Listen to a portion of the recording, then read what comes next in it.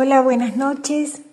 Otra vez bienvenidos a compartir otra buena noticia que nos trae ahora el Evangelio de la vida de Jesús.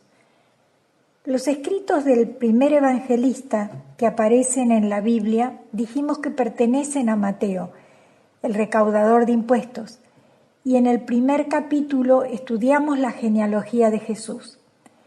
En el capítulo 2, Mateo describe el homenaje real que el niño Jesús recibe de unos extraños personajes. De hecho, el relato de la visita de los Reyes Magos es descrito solo por Mateo. En ningún otro pasaje de los Evangelios vamos a encontrar esta historia. Esto debe llevarnos a analizar por qué ocurrió y qué quiere contarnos Mateo. Sabemos que el hecho es histórico, que realmente ocurrió, pero ¿por qué tiene una relevancia de tal magnitud que hasta el presente se ha convertido en leyenda para niños y adultos? En las referencias bíblicas, que son las aclaraciones que encontramos al final de los párrafos que vamos leyendo, dice así sobre esta parte del capítulo 2. ¿Acaso se trata de una reflexión teológica sobre el alcance universal del nacimiento del Salvador? Debemos adentrarnos con mente abierta en los relatos de este segundo capítulo, donde Mateo va tejiendo el perfil de su personaje, que es Jesús, porque desde la noche de los tiempos, la contemplación de las estrellas ha fascinado a hombres de todas las culturas. Las estrellas le han hablado de Dios y del destino del ser humano y han leído en el cambiante mapa astral acontecimientos decisivos de la historia. También la cultura bíblica escudriñó en las estrellas el acontecimiento más importante hacia el que se dirigía toda la historia de Israel, el nacimiento del Mesías Rey. Jesús es el heredero de las promesas de Israel, pero también de la esperanza de todos los pueblos de la tierra. Jesús es el Mesías Rey, el Hijo de Dios, pero se revela en la humilde fragilidad del niño, hijo de María. Su presencia en este mundo provoca el rechazo de los suyos y la aceptación de los extranjeros, que dejándolo todo, se lanzan en su búsqueda. Esto que acabo de leer se encuentra en las referencias bíblicas de este capítulo. Los Reyes Magos son unos personajes muy extraños que aparecen de la nada y que en realidad no eran magos, sino sabios. ¿Quiénes eran estos personajes? Es quizás la pregunta que siempre todos nos hemos hecho. Resulta que estos tres eran astrónomos, sabios y sacerdotes. No eran magos ni eran reyes, sino que en verdad eran sacerdotes sabios. Y tampoco eran tres. Después lo vamos a ver. En el griego la palabra magoi, que fue la que se usó para describirlo, significa sabio, pero la mala traducción al poner magoi derivó en el término mago, que fue la expresión que quedó. Con el paso del tiempo se le fue dando una identidad particular y específica a cada uno de estos personajes, pero históricamente en los registros y escritos de la época podemos encontrar la historia real. Algunos de estos hechos están relatados en lo que se llamó evangelios apócrifos, que no quiere decir que sean falsos, sino que no están incluidos en los que entraron en el canon de la Iglesia Católica, pero que no dejan de tener valor y veracidad. Algunas de estas historias se encuentran en relatos árabes y armenios que quedaron en esos países, como el Evangelio árabe de la infancia de Jesús. El Evangelio árabe es uno de los evangelios apócrifos más tardíos, se puede decir. Está escrito en lengua árabe y consta de 158 páginas y aún este libro se encuentra en muy buen estado. Contiene muchas referencias al Evangelio de San Juan. Detalla hechos como la circuncisión de Jesús y episodios de la vida de Egipto, pero también relata varios de los milagros de la vida adulta de Jesús. Pero el Evangelio armenio de la historia de la infancia de Jesús es donde se describe mejor la visita de los Reyes Magos. Aquí aparecen los nombres de Gaspar, Melchor y Baltasar con que hoy los conocemos.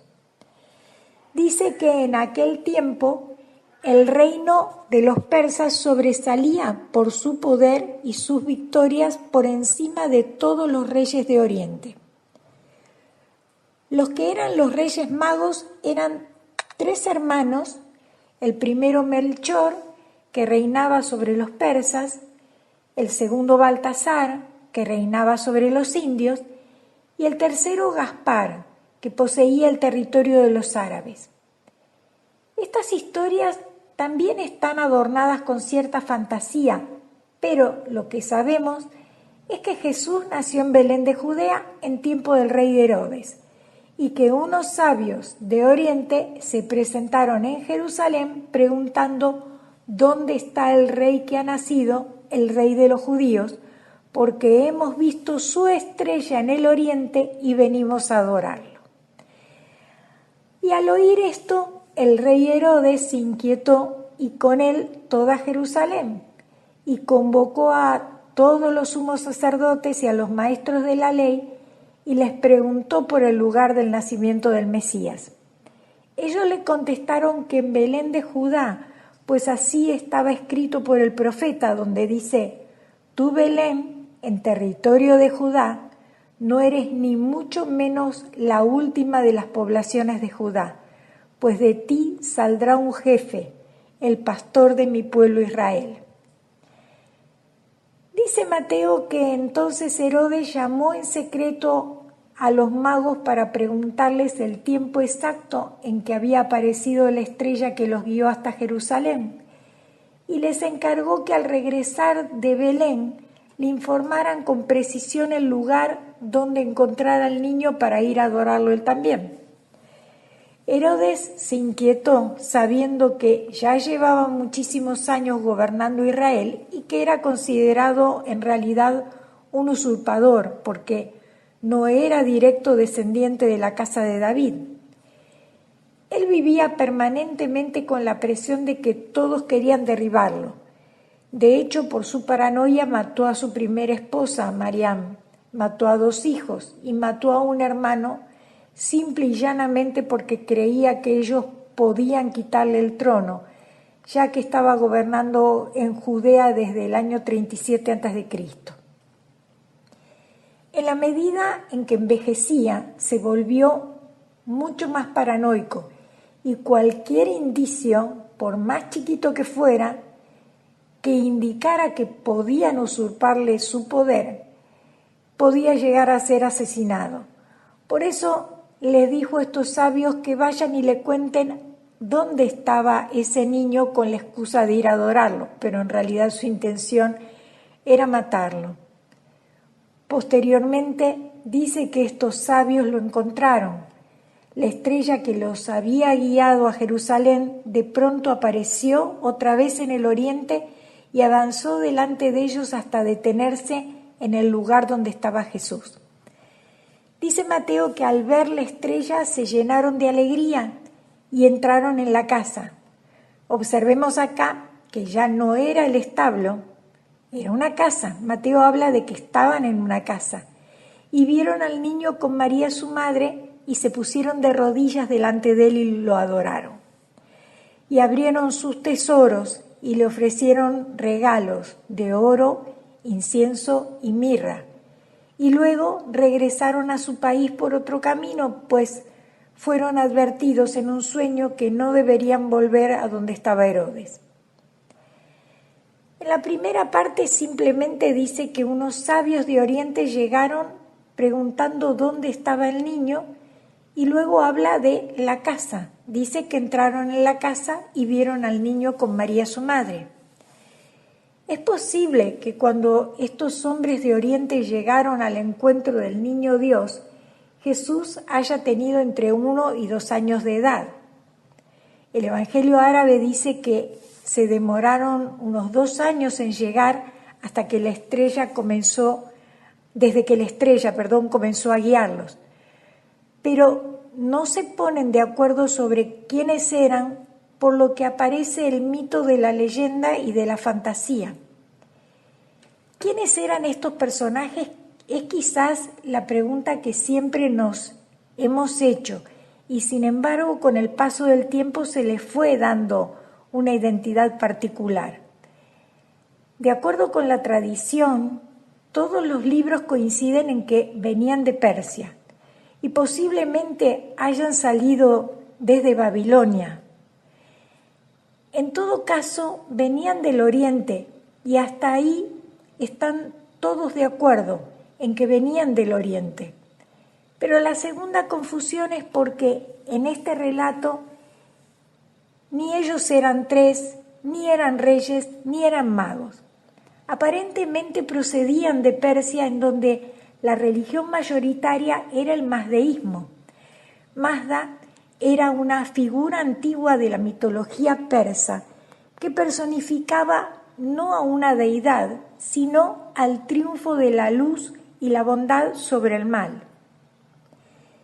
Y resulta que estos tres eran astrónomos, sabios y también eran sacerdotes. Como dijimos, no eran magos ni eran reyes, sino sacerdotes y sabios. Y así los definen en el griego. Recordemos que simplemente fue un error de traducción al poner magoi, que en griego significa sabio. Pero además de ser sabios, según la tradición, eran sacerdotes mazdeístas y estudiosos del cielo, o sea, eran astrónomos de los que investigaban todos los eventos y fenómenos celestes. Por eso la estrella los guió a encontrar la luz que había venido al mundo. En esta cultura o religión buscaban los conceptos de rectitud, pureza y sabiduría. Ellos entendían que había una lucha eterna del bien contra el mal. Esta religión fue fundada por un profeta iraní llamado Zaratustra, unos 2000 años antes de Cristo. Él fue un reformador religioso y monoteísta, y se cree que sus enseñanzas monoteístas, que es la fe en un solo Dios verdadero, influyeron en el desarrollo del judaísmo y de otras religiones abrámicas de Medio Oriente. Esta antigua religión preislámica ahora prospera también en la India, y aún en Irán existen pequeños grupos en lugares apartados.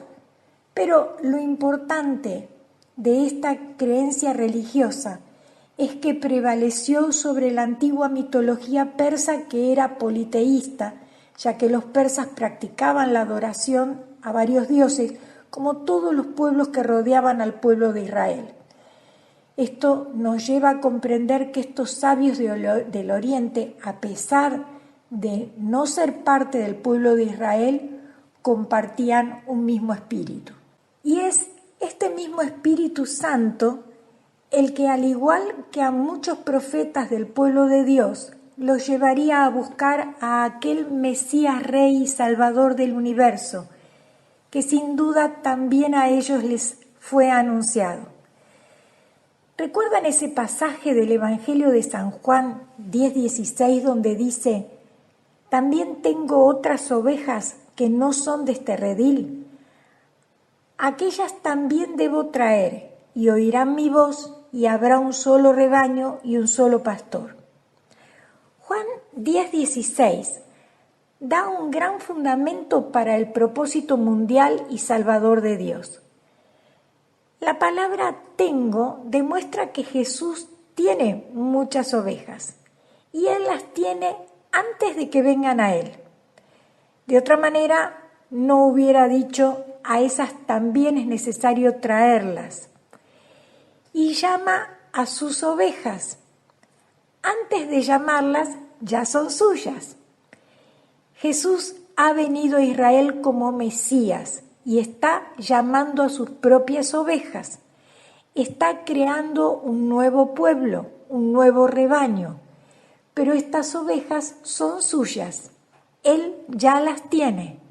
Como dice el versículo 16, antes de llamarlas, algunas son suyas y otras no. Y dice, tengo otras ovejas, a esas también me es necesario traerlas. Esto es lo primero que vemos. La respuesta es que ya ellas pertenecen al Dios, el Padre de la creación, y Él las da a su Hijo.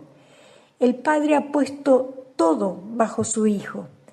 Por eso, el que tiene al Hijo tiene al Padre, y todo el que crea en Él será salvado.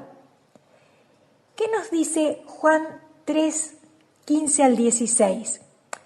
Para que todo aquel que en Él crea no se pierda, porque de tal manera amó Dios al mundo que ha dado su Hijo unigénito, para que todo aquel que en Él crea no se pierda, mas tenga vida eterna. Era lógico entonces que la revelación del Hijo Mesías, Rey, Salvador, haya sido dada a todo el mundo. Estos sabios de Oriente recibieron esta revelación y Dios se manifestó de tal manera a ellos que en forma milagrosa los condujo al encuentro del Salvador. Pero ese no fue un fenómeno astronómico el que los guió. Una estrella no se mueve, una estrella no se desplaza. O sea, que no se trató de un fenómeno astronómico, sino de un hecho milagroso. Una luz potente en el cielo los fue guiando. Y a esa luz que los guió, hoy la llamamos la estrella de Belén. Y esa misma luz los acompañó también en su regreso. Qué importante misión debieron cumplir estos sabios para ser dirigidos de esa manera, y qué poca atención le prestamos a este evento milagroso. Ellos descubrieron la señal porque buscaban a Dios, pero Dios fue quien los guió en forma directa. Desde Persia hasta Belén hay unos 1.200 kilómetros. Probablemente viajaron todos esos kilómetros a camello desde el punto de partida, en Persia o en Babilonia, hasta el pesebre de Belén, soportando condiciones climáticas duras, peligros ambientales y probablemente hasta hambre. En su viaje atravesaron lugares como los países de Irak, Siria y Jordania o Cisjordania.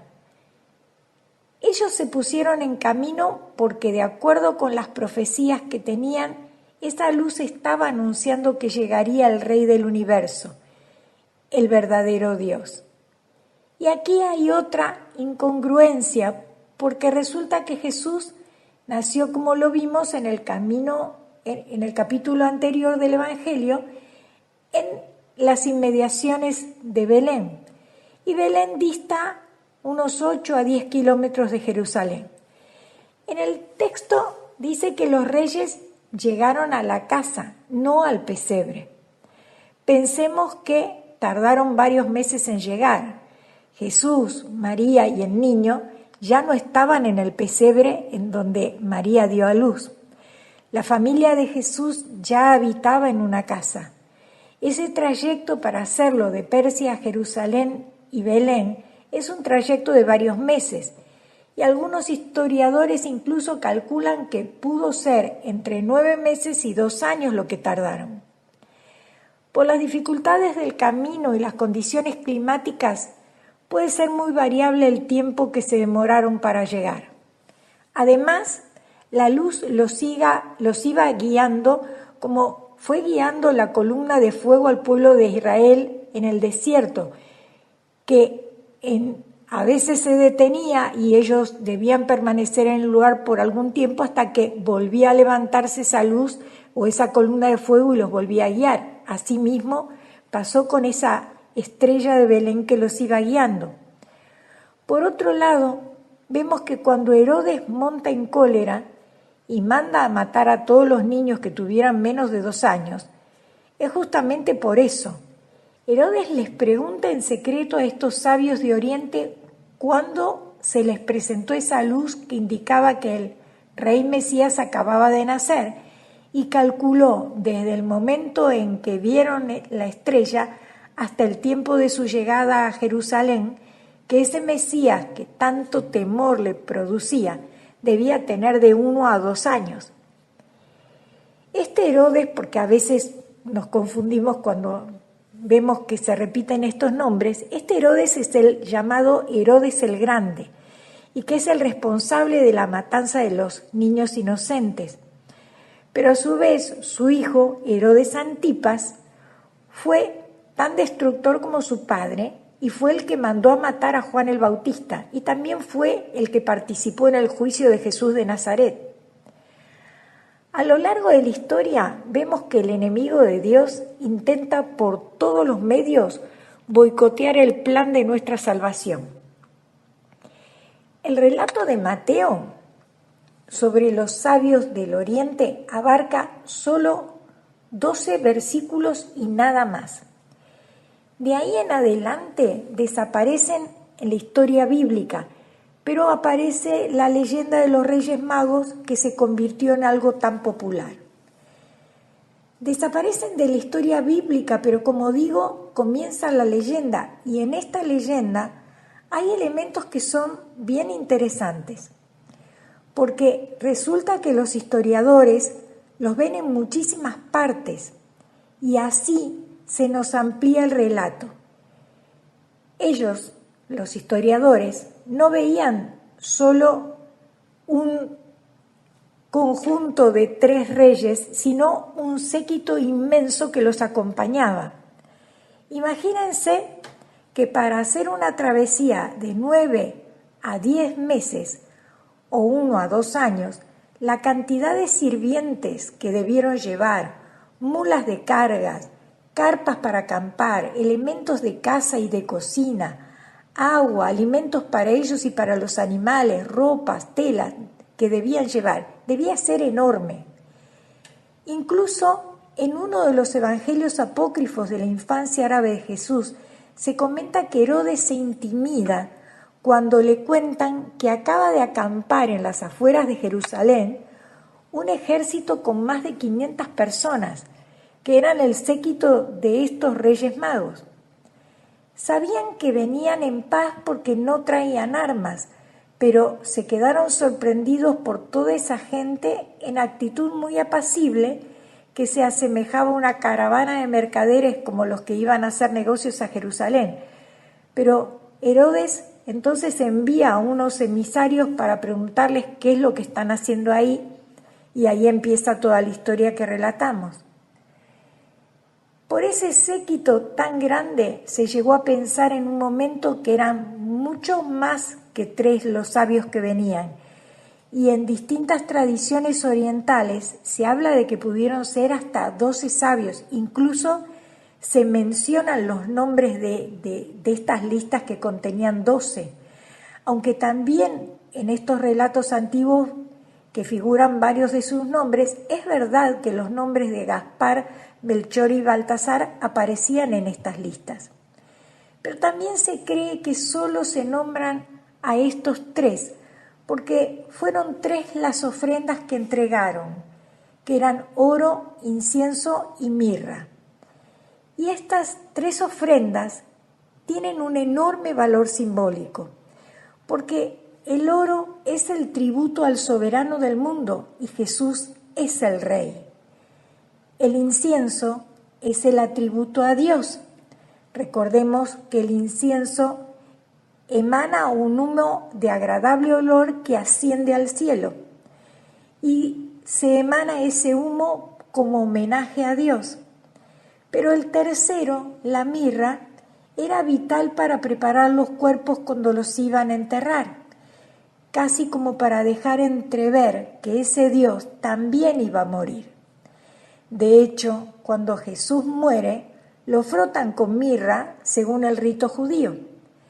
Entonces, el oro para el soberano del mundo, el incienso para el Dios del cielo y la mirra para ese que, muriendo, ha de redimir a la humanidad condenada a morir. La Iglesia toma como punto de referencia también el Salmo 72, que se refiere a la profecía, donde dice que los monarcas de Tarsis y de las islas le pagarán tributo y que los reyes de Sabá y de Arabia le traerán presentes y que se postrarán ante él todos los reyes y que todos los pueblos de las naciones le servirán. Esto es lo que conocemos hoy sobre los tres reyes, pero aparecen otros elementos como, por ejemplo, que Marco Polo encontró los restos o el santuario de los Reyes Magos y también que Santa Elena, la madre de Constantino, recuperó sus cuerpos para la cristiandad. Actualmente se cree que los restos de estos tres Reyes Magos se encuentran en Alemania, en la enorme catedral de Colonia, donde hay 3 sarcófagos apilados como formando una basílica de oro y piedras preciosas, y se podría decir que es el mayor relicario de la cristiandad. Colonia quedó en ruinas tras la Segunda Guerra Mundial, pero los bombarderos aliados se cuidaron mucho de no dañar esta catedral. Este gigante edificio gótico de casi 8 siglos de antigüedad y que llevó 600 años para construirse, se levantó para proteger las reliquias de los Reyes Magos, gracias a las cuales la ciudad de Colonia se convirtió en uno de los grandes destinos de peregrinaje de la Europa medieval y aún actual. Evidentemente, más allá de la leyenda y del relato histórico que Mateo describe, en poco menos de 6 renglones, los Reyes Magos representan al mundo común, al mundo no judío, que viene a adorar a Jesús porque reconoce en él la salvación. Y esta es la importancia mayor que tienen los Reyes Magos, porque representan a cada uno de nosotros que somos del mundo no judío. Los magos representan a todos aquellos que buscan la luz de Dios y le ofrecen todo lo que tienen. La estrella anuncia la salvación que trae Jesús a todos los pueblos de la tierra. Los magos eran hombres que leyeron y creyeron en la palabra de Dios. Ellos buscaron a Jesús, reconocieron el valor de Cristo, se humillaron para adorarlo y obedecieron a Dios, y así se dejaron guiar hasta su encuentro. Ellos no preguntan si ha nacido, ellos están convencidos de que nació y solo buscan el lugar donde nació. Esto es increíble porque aún hoy, sabiendo que el mundo entero reconoce a Jesús y viendo que después de 2000 años aún tiene millones de seguidores, muchos dudan de que Él sea verdaderamente Dios. Y sin embargo, estos sabios astrónomos del Oriente no dudaron ni un instante de que el mismo Dios había venido a este mundo. Ellos estaban determinados a buscar al Señor y sabían que lo iban a encontrar, pero también sabían que se trataba de un niño y que no podían esperar de este niño ni un solo reconocimiento, ni una bendición, ni nada más que llegar para adorarlo. Cuando nosotros viajamos para ver a un cura sanador o a un predicador, o vamos a visitar el Vaticano para ver al mismo Papa, vamos buscando algo, aunque sea sacarnos una foto con él o buscar una sanación o escuchar una prédica. Pero estos hombres no buscaban nada del niño Dios, solo querían adorarlo. Tantos kilómetros y tantos meses cruzando el desierto solo para adorarlo. Ellos no solo sabían que Dios se había hecho hombre para venir a rescatarnos, para recuperar lo que estaba perdido, sino que solo querían adorarlo, postrarse ante sus pies para darle gracias y traerle sus presentes.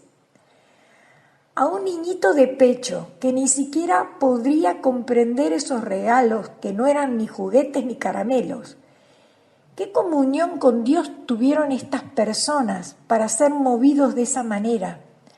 Porque el Dios del universo y creador de todo lo que existe no está en lo que los hombres buscamos. Sus pensamientos distan mucho de los nuestros. Aún en el día de hoy, y no lo encontramos en los grandes eventos y en la religiosidad de los hombres, aún en el día de hoy, no lo encontramos en un líder, en un sanador ni en una figura de prestigio. A Jesús solo lo vamos a encontrar cuando reconozcamos su mérito y su valor en venir a salvarnos. Aunque no nos dé nada, aunque no nos sane, aunque no podamos obtener nada material de Él, como estos Reyes Magos, Él solo vino para salvarnos y todo lo demás es añadidura. Espíritu Santo, hoy me postro ante tu presencia como esos hombres sabios que pudieron entender, saber y te encontraron. Hoy solo quiero darte gracias por haber venido a salvarme. Hoy solo quiero darte gracias por haberte hecho hombre, por haber venido a tomar mi lugar para concederme que yo tome tu lugar en el cielo. Señor, hoy solo quiero adorarte, como vinieron a adorarte estos Reyes Magos.